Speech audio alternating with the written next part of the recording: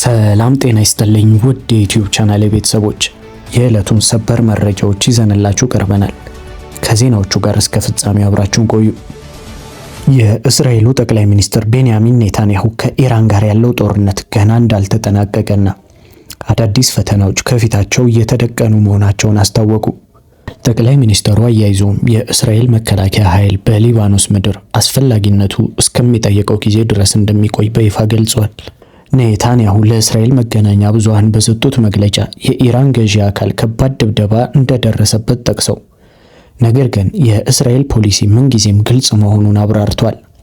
ይህም ዓለም አቀፍ ስምምነት ቢኖርም ባይኖርም ኢራን በምንም አይነት ሁኔታ የኒውክሌር መሳሪያ ባለቤት እንድትሆን አለመፍቀድ መሆኑን በአጽንኦት ተናግረዋል። ጦርነቱ ገና አለመጠናቀቁንና አዳዲስ ቀጠናዊ ተግዳሮቶች መፈጠራቸውን አክለው ገልጿል። ጠቅላይ ሚኒስትሩ በንግግራቸው ወቅት እስራኤል አስቀድማ አስፈላጊውን ወታደራዊ እርምጃ ባትወስድ ኖሮ ኢራን አሁን ላይ የኒውክሌር ታጣቂ ሀገር ትሆን ነበር የሚለውን በተደጋጋሚ የሚያነሱትን መከራከሪያ በድጋሚ አንስቷል። ከዚህ መግለጫ ጀርባ ያለውን ተጨባጭ ሁኔታ የምንመለከት ከሆነ የእስራኤል ጦር በሊባኖስ የሚያደርገውን ወታደራዊ እንቅስቃሴ በማራዘምና ከኢራን ጋር ያለውን ፍጥጫ ባለማርገብ ቀጠናውን ወደማያልቅ ውጥረት እያስገባው መሆኑን የፖለቲካ ተንታኞች ያስገነዝባሉ። ይህም ኔታንያሁ የሀገር ውስጥ የፖለቲካ ጫናዎችን ለመቋቋምና የጦርነቱን ድባብ በማስቀጠል ስልጣናቸውን ለማደላደል የሚጠቀሙበት ስልት ሊሆን እንደሚችል ይገመታል። ይሁን እንጂ ይህ አይነቱ ግትር አቋም በዓለም አቀፉ ማህበረሰብ ዘንድ ዲፕሎማሲያዊ መፍትሄ ለመፈለግ የሚደረገውን ጥረት ይበልጥ የሚያደናቅፍና መላውን መካከለኛው ምስራቅ ወደ ከፋ ቀውስ የሚከት መሆኑ ስጋትን ፈጥሯል።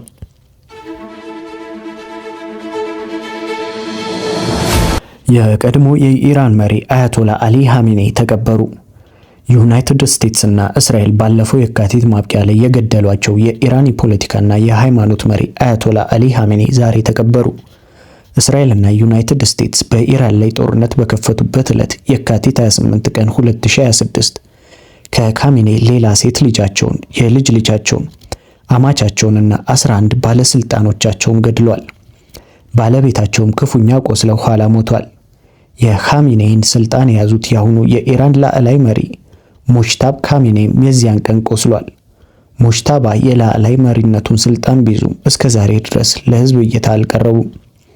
ካለፈው ሳምንት ጀምሮ ለአባታቸው በተደረገው የሽኝት ስርዓትም ሆነ በዛሬው የቀብር ስርዓት ላይ አልተገኙም። ኢራንን ከ30 ዓመታት በላይ የመሩት አሊ ኻሜኔይ ዛሬ የተቀበሩት በሀገሪቱ ሰሜን ምስራቅ ቅዱስ የቀብር ስፍራ ማሻሃድ ውስጥ ነው። ማሻሃድ የኻሜኔይ የትውልድ ስፍራም ናት። የኻሜኔይ አስክሬን ወደ ቀብር ስፍራ ከመወሰዱ ከሰዓታት በፊት የዩናይትድ ስቴትስ ጦር ርዕሰ ከተማ ቴሄራንን ከማሻሃድ ከተማ ጋር የሚያገናኘውን የባቡር መስመር ጨምሮ የተለያዩ የኢራን ሰላማዊ የመሰረተ ልማት አውታሮችን አውድሟል። ይሁንና በቀብር ስርዓቱ ላይ ለመገኘት በመቶ ሺህ የሚቆጠር የኢራን ህዝብ የማሻሃድ ከተማን አጥልቅልቋት ነው ያለው። ህዝቡ በሺአ እስልምና እምነት የብቀላ ጥሪ ምልክት የሆነውን ቀይ አርማ እያውለበለበ እስከ ቀብሩ ስፍራ ድረስ ተጉዟል። የኢራን አብዮታዊ ዘብ የባህር ኃይል እንዳስታወቀው አሜሪካ በኢራን ላይ የምታደርሰው ጥቃትና በሆርሙዝ የባህር ሰርጥ ላይ የመርከቦችን የጉዞ አቅጣጫ ለማስቀየር የምታደርገው ጣልቃ ገብነት ስትራቴጂካዊው የውሃ መንገድ ቀስ በቀስ ዳግም ክፍት እንዲሆን እየተደረገ ያለውን ሂደት እያስተጓጎለ ነው። በተጨማሪም ይህ የአሜሪካ ድርጊት በውሃ መንገዱ ተጠቃሚ የሆኑ ሀገራትን ጥቅም አደጋ ላይ እየጣለ መሆኑን ኃይሉ ኮንኗል።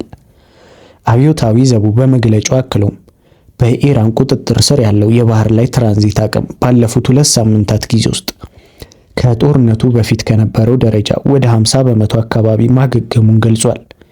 ይሁን እንጂ ይህ የማስተላለፍ አቅም እየሰፋ ያለው ኢራን በለየቻቸው መስመሮች ብቻ እንዲጓዙ ፈቃድ ለተሰጣቸው መርከቦች መሆኑን አመልክቷል። የባህር ኃይሉ በመግለጫው ማጠቃለያ ላይ ከዚህ በኋላ የሚደረግ ማንኛውም ተጨማሪ አሜሪካ ጣልቃ ገብነት አውዳሚ አጸፋዊ ምላሽ እንደሚያስከትል ጠንካራ ማስጠንቀቂያ ሰጥቷል።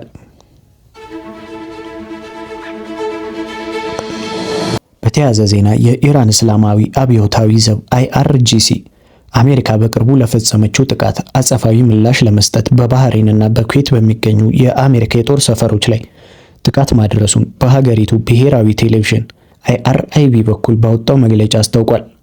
አብዮታዊ ዘቡ ባወጣው መግለጫ በኩዌት በሚገኙ አሪፍ ጃን እና አሊ አልሳሊም እንዲሁም በባህሬን በሚገኙ ጁፋይርና ሼክ ኢሳ የአሜሪካ የጦር ሰፈሮች ውስጥ በሚገኙ ቁልፍ መሰረተ ልማቶችና ተቋማት ላይ በሚሳኤልና በድሮን የተደገፈ ጥቃት መፈጸሙን ገልጿል። በተጨማሪም ቡድኑ በመግለጫው የአሜሪካ ጥቃቶች በድጋሚ የሚቀጥሉ ከሆነ የአጸፋ ምላሹ በቀጠናው ወደሚገኙ ሌሎች የጦር ሰፈሮችም እንደሚሰፋና ይበልጥ እንደሚጠናከር ጠንካራ ማስጠንቀቂያ ሰጥቷል።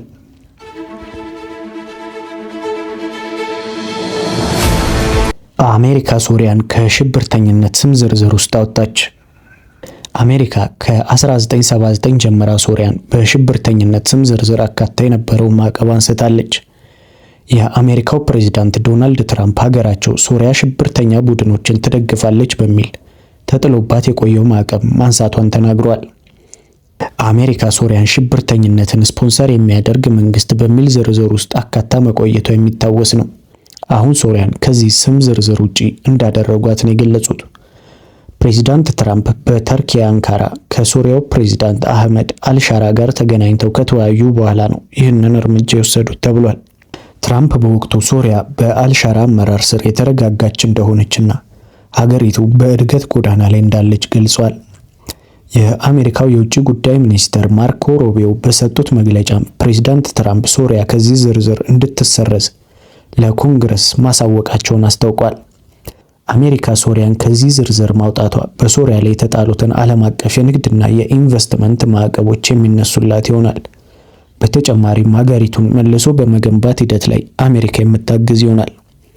ሶሪያ ከ1979 ዓ.ም ጀምሮ በአሜሪካ በሽብርተኝነት ስም ዝርዝር ውስጥ ትገኝ የነበረ ሲሆን ትራምፕ የወሰዱት እርምጃ ለሀገሪቱ ግንኙነት መሻሻል ሚናው የጎላ ነው ሲል ሮይተርስ ገልጿል። የኢራን ዋነኛ ዓላማ እኔ ነኝ፣ ነገር ግን እርምጃችን ይቀጥላል። ዶናልድ ትራምፕ የኢራን ዋነኛ ኢላማ እኔ ነኝ፣ ነገር ግን እርምጃችን ይቀጥላል። ፕሬዝዳንት ዶናልድ ትራምፕ በቱርክ እየተካሄደ ባለው የኔቶ ጉባኤ ላይ ባደረጉት ንግግር አሜሪካ በኢራን ላይ የሰነዘረችውን የቅርብ ጊዜ ወታደራዊ ጥቃት በጽኑ ተከላክሏል። ትራምፕ ኢራን እሱን ለመግደል ባዘጋጀችው የግድያ ዝርዝር ወይም ኪል ሊስት ላይ ቁጥር 1 ኢላማ ማድረጓን በይፋ የገለጹ ሲሆን ሁኔታውን ሲያስረዱ እኔም በሆነ ነገ ልጠፋ እችላለሁ በማለት ከፍተኛ ስጋት እንዳለ ጠቁመዋል። አክለውም የኢራንን መሪዎች ቆሻሻዎች ስካም ሲሉ የጠሯቸው ሲሆን የቀድሞቹ የኢራን መሪዎች የገጠማቸው ጣፋንታ አሁኖቹንም ሊገጥማቸው እንደሚችል በማስጠንቀቅ እነሱም ቢሆኑ ነገ ሊጠፉ ይችላሉ፣ ማን ያውቃል ብለዋል። ፕሬዝዳንቱ ለተሰነዘረው ወታደራዊ ጥቃት መከላከያ ሲያቀርቡ ለሀገሬና ለዓለም ትክክለኛውን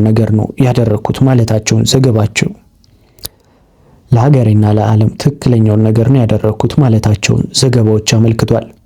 ምንም እንኳን ትራምፕ ስለተባለው የግድያ ዝርዝር ያቀረቡት ተጨባጭ ማስረጃ ባይኖርም ንግግራቸው በአሜሪካና በኢራን መካከል ያለውን ውጥረት ይበልጥ ወደ ከፋ ደረጃ አሸጋግሮታል።